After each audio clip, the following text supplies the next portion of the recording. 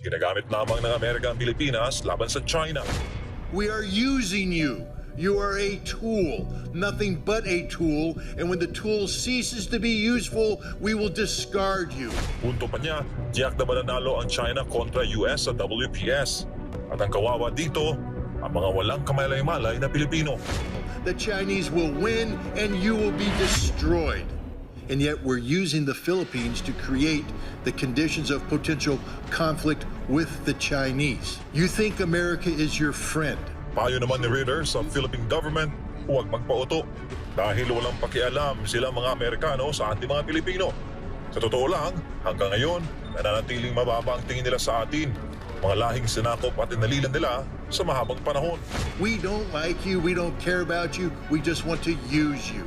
Take control of your own future. America is not here to help you. America is here only to use you until there's nothing left, and then we will discard you on the trash heap of history. Ang Amerika at China. Kaya sa nangyayaring ito, posibleng sumiklab ang matinding digmaan. Malinaw na ang mga kilos ng US at China ngayon at sa mga nakaraang dekada ay pagpapalakas at pagpapatindi sa nalalapit na digmaan. Gaano na nga ba kalakas ang China?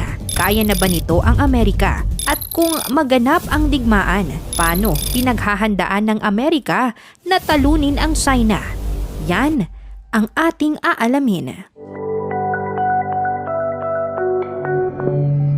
Military comparison ng US at China. Nangunguna sa listahan ng top 10 powerful countries in the world by military strength ang United States na may power index na 0.0699 at estimated total military personnel na aabot sa 2,127,500. Ang US ay may hawak na 13,300 aircrafts kung saan mahigit 900 dito ay mga attack helicopters. Mas marami lang ng higit sa 1 milyon ang human military forces ng China na nasa 3,170,000. Ngunit sila ay pumapangatlo sa listahan sunod sa Russia.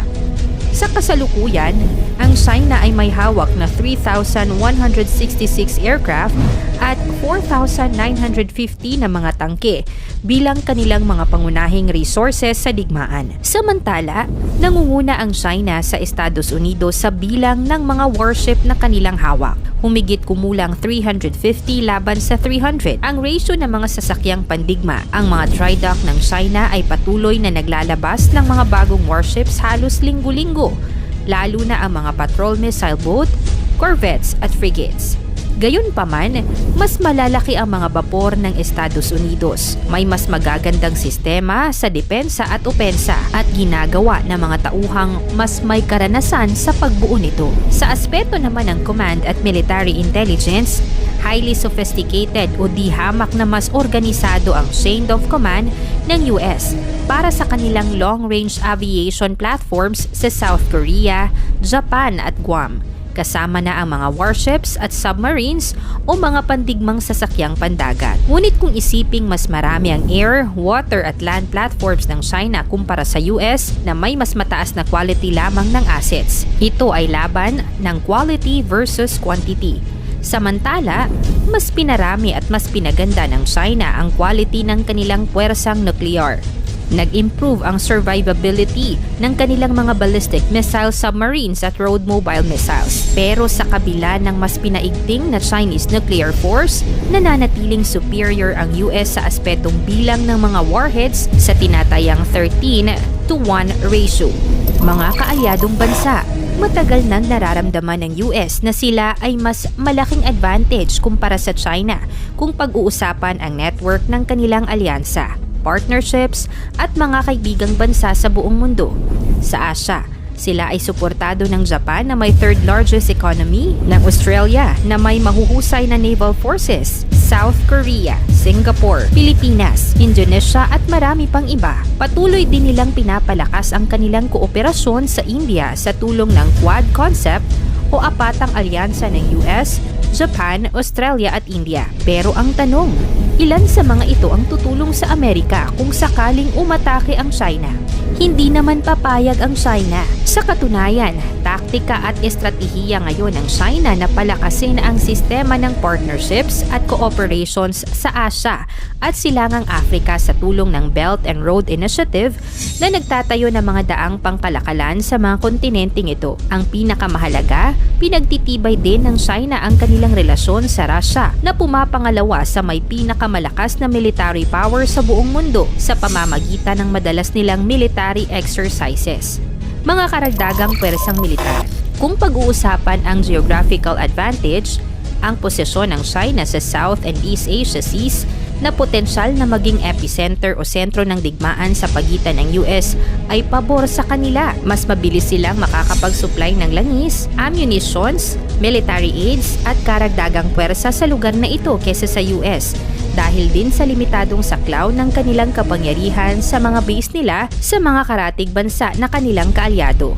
Ang linya ng mga artificial island na itinayo ng China sa South China Sea ay mabisang pangontra din ng China sa naval at aerial bases ng US sa South Korea, Japan at Guam.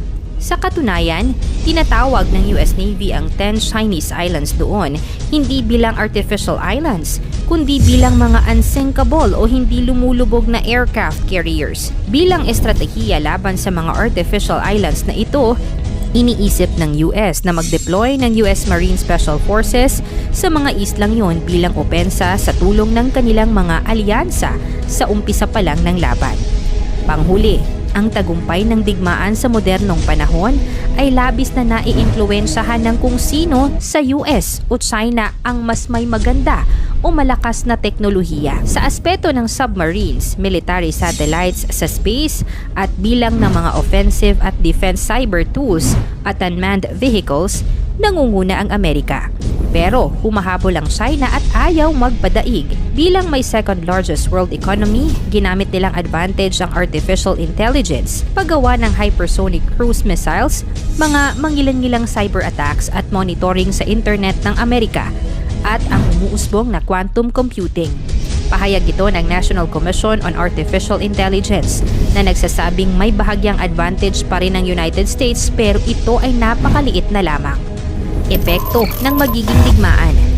Ang pandaigdigang epekto ng digmaang US-China sa hinaharap ay isang sakuna na higit pa sa Russia-Ukraine War. Ang paggamit ng isang liberal society o malayang lipunan noong World War I at II ay pinaglaban sa pamamagitan ng gyera. Ngunit ang gyera din mismo ang sumisira sa liberal societies dahil sa pagkalat ng otoridad at totalitarian figures gaya ni Adolf Hitler ng Germany. Ang pag-angat ng Beijing nitong mga nagdaang dekada ay nagdulot ng pangamba at mga prediksyon ng potensyal na labanan, lalo na sa usapin sa teritoryo ng pinag-aagawang South China Sea o West Philippine Sea, kung saan ang Amerika ay may military base sa Pilipinas at ang Amerika ay nakikialam sa away teritoryo ng China at Pilipinas bilang bahagi ng kanilang defense treaty.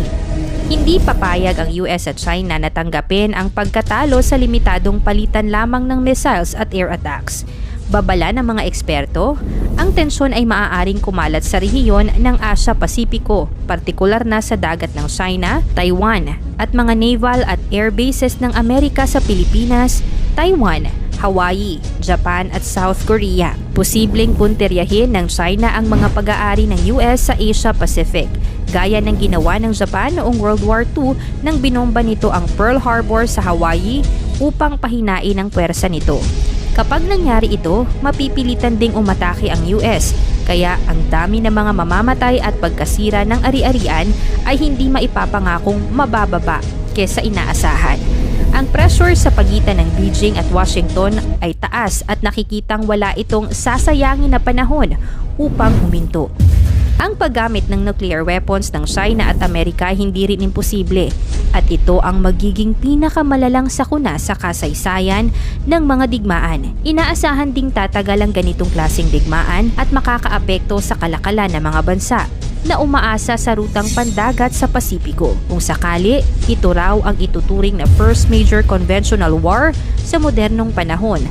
sa pagitan ng dalawang bansang armado ng malalakas na nuclear weapons. Sa nakikitang mga datos, malaki ang posibilidad na manalo ang Amerika at mga allied countries nito. Pero sa nakikita ng mga eksperto, hindi prioridad ng US ang gumastos ng bilyon-bilyong dolyar sa digmaan. Sa halip, ay ilulunsad nila ang pagtaguyod ng kapayapaan sa umiinit na rehiyon ng Asia-Pasipiko. Malalamangan kaya ng China, US sa mga aspetong pandigmaan? Handa kaya ang mundo sa pagdating ng World War III? I-like ang video na ito at i-comment ang iyong mga sagot sa ibaba.